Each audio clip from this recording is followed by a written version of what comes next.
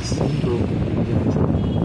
من بر جاده حق هستم، راه من راه حق و مسئولیت است و این دشمنان بر روی حقگاه و لغزشگاه باطل هستند. با این بصیرت به این که ما جبهه حقیم و مخالفین ما جبهه باطل، ما به سوی حق میریم، صراط مستقیم و دشمنان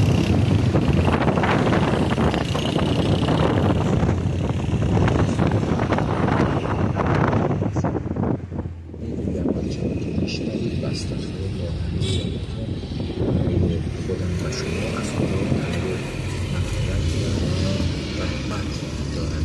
این پایان این خطبه است که شما عرض و صحبت به این است که راه حق رو بشناسیم، اشتباه حق رو بشناسیم، بصیرت